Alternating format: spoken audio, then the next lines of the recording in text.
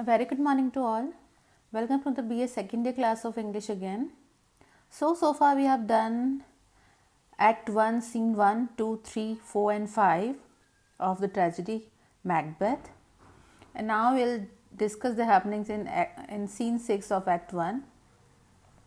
So what happens in Scene 6 is that Duncan, the King of Scotland, arrives at Inverness, the place where Macbeth resides.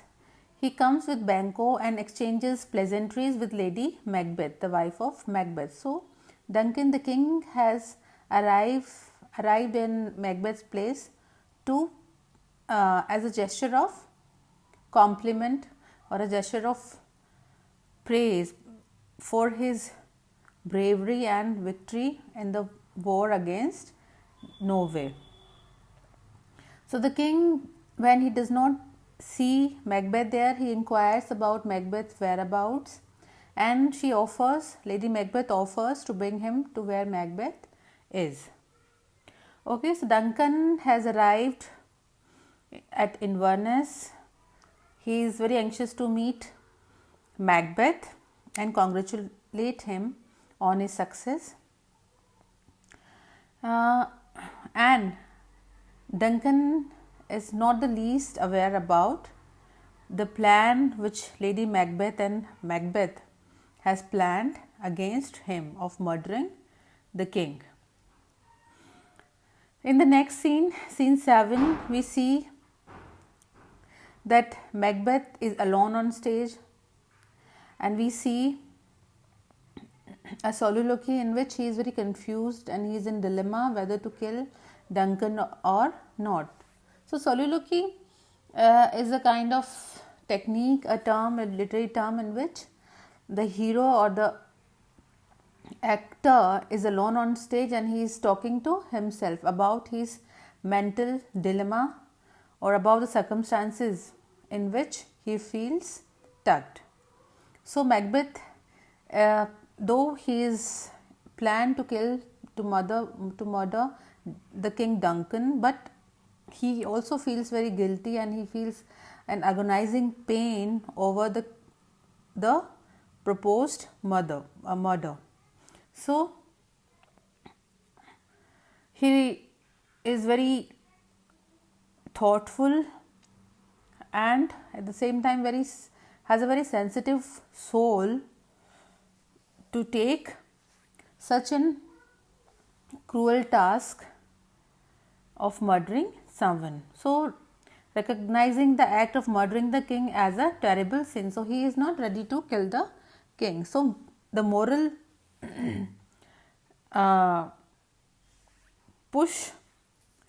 the moral strain in his mind, the sensitive soul of his is pushing him back from murdering the king. So, he struggles in particular with the idea of murdering a man, a relative who trusts and loves him. So, his soul, his thought and his ideas and his moral sense is struggling with the idea of killing Duncan.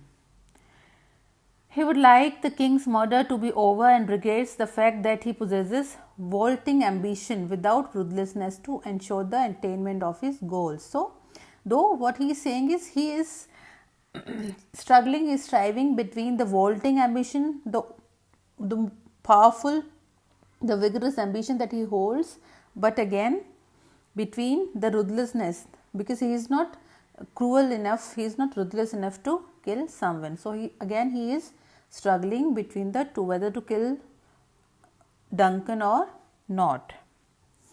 Then what happens? Lady Macbeth enters. So, Macbeth, the protagonist, who is a brave hearted man who has just won a battle and has made his kingdom happy and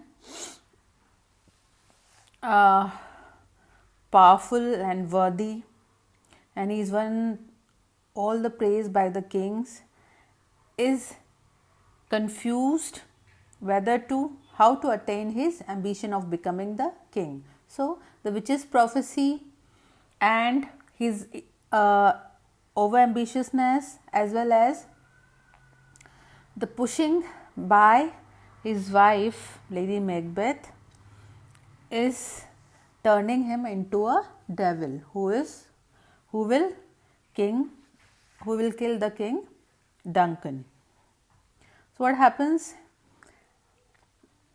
Lady Macbeth enters and Macbeth tells her that he will proceed no further in this business. So Macbeth is not ready. His humble soul, his sensitive soul, his sensitive heart is not ready to kill Duncan. Then Lady Macbeth taunts him for his fears and ambivalence and tells him that he will only be a man when he carries the murder.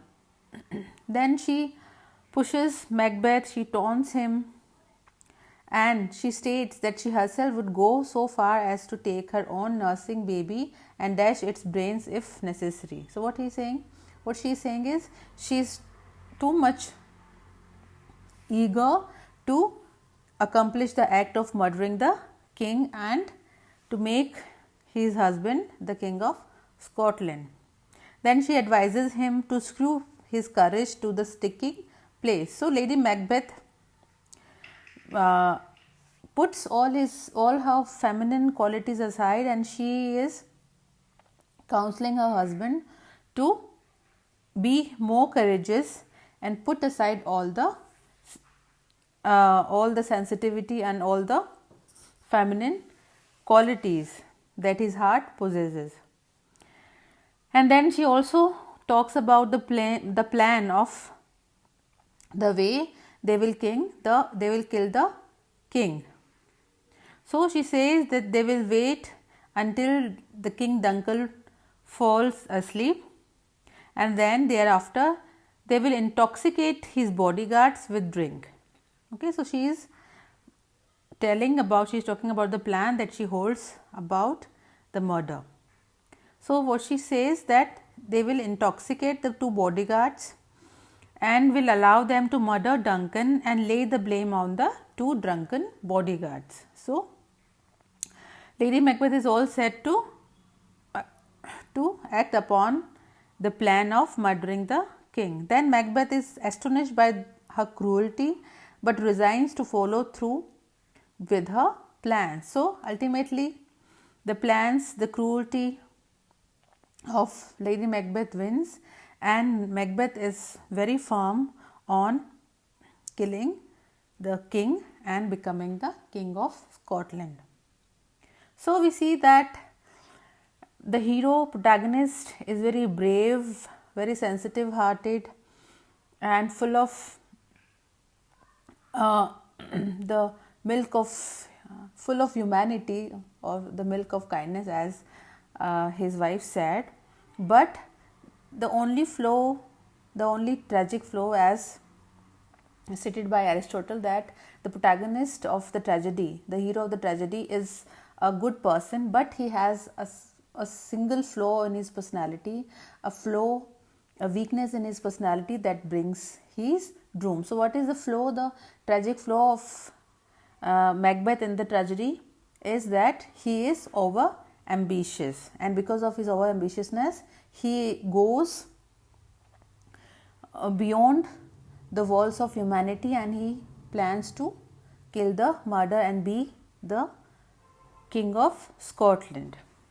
So enough for today. In the next class we will be discussing Act 2. Thank you.